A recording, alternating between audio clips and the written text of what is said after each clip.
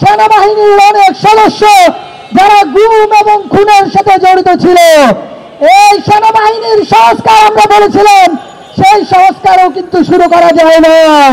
আমরা দেখতে পাই যেখানেই চাঁদাবাজি হয় একটি দলের নাম আসে, যেখানেই চাঁদাবাজি হয় বিএনপির নাম আসে।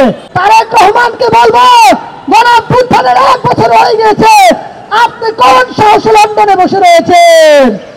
আপনি দেশে ফিরে আসুন, আপনি দেশে ফিরে এসে এই চাঁদাবাজদের নিয়ন্ত্রণ করুন। যে ইন্টারিম সরকার, এই ইন্টারিম সরকার তারা শপথ নিয়েছে বিচার সংস্কার এবং নির্বাচনের জন্য। আপনারা নির্বাচনের রোডম্যাপ ঘোষণা করেছেন, কিন্তু এখন পর্যন্ত বিচার এবং সংস্কারের কোন রোডম্যাপ ঘোষণা করতে পারেন নাই। আমরা স্পষ্ট ভাষায় বলে দিতে চাই, বিচার এবং সংস্কার ছাড়া দেশের মধ্যে কোনো নির্বাচন হতে দেওয়া হবে না। আমরা স্পষ্ট ভাষায় বলে দিতে চাই, শুরু থেকে আমরা একটি কথা বলে আসছিলাম, পুলিশের সংস্কার হতে হবে। পুলিশকে প্রমোশনের লোভ দেখিয়ে দলীয়ভাবে ব্যবহার করা, এটা বন্ধ করতে হবে। কিন্তু আমরা দেখতে পাই এখন পর্যন্ত সেই পুলিশের সংস্কার ঠিকঠাক মতো হয় নাই।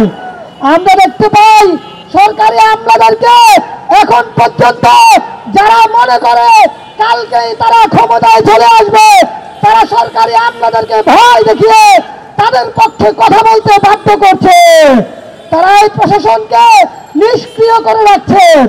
আমরা একটি কথা শুরু থেকেই বলেছিলাম যে এই সেনাবাহিনীর, আমাদের সেনাবাহিনীর মধ্যে বড় একটি অংশ রয়েছিল যারা গত 15 বছর দেশের জনগণের জন্য কাজ করেছিল।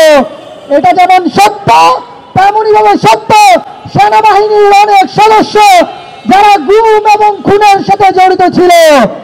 এই সেনাবাহিনীর সংস্কার আমরা বলেছিলাম, সেই সংস্কারও কিন্তু শুরু করা যায় না। আমরা স্পষ্টভাবে বলেছিলাম আমাদের দেশের মধ্যে এই বাহিনীগুলোকে আমাদের দেশ পাহারা দেয় বিজিবি, সেই বিজিবি আমাদের দেশের সীমান্তে ঠিকঠাক মতো পাহারা না দিয়ে দেশের জনগণের উপর গুলি চালিয়েছিল। আমরা এখনো দেখতে পাই গত সপ্তাহ সীমান্তে 2 জন আমার নিরীহ নাগরিককে হত্যা করা হয়েছে।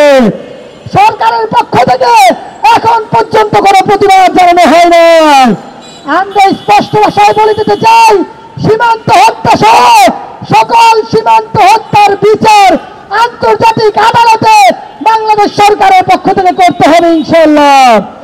আমরা দেখতে পাই দেশের মধ্যে বিচার সংস্কার, এই রাষ্ট্রে অনেক সংকট বিরাজ করে। আমরা পুরো ঢাকাবাসী এই চাঁদাবাজি এবং সন্ত্রাসীর কারণে অতিষ্ঠ হয়ে গিয়েছি। আমরা দেখতে পাই যেখানেই চাঁদাবাজি হয় একটি দলের নাম আসে, যেখানেই চাঁদাবাজি হয় বিএনপির নাম আসে। আমরা স্পষ্ট ভাষায় বলে যেতে চাই, তারেক রহমান তাদেরকে আবার বহিষ্কার করে, পরে আবার তারা আবার বিএনপির প্রোগ্রামে আবার জয়েন করে।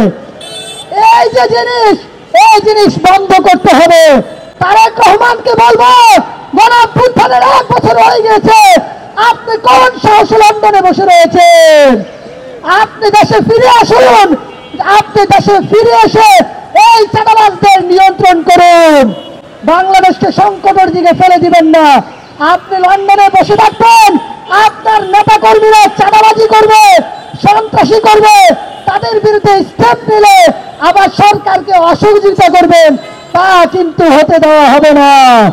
আমরা স্পষ্ট ভাষায় বলে যেতে চাই, আগামী দিনে ঢাকা সহ সকল জায়গাতে এনসিপির যারা নেতা কর্মী রয়েছে, তারা যেখানেই সন্ত্রাস হবে, যেখানেই চাঁদাবাজি হবে, সেখানে তীব্র প্রতিরোধ গড়ে তুলবে ইনশাআল্লাহ।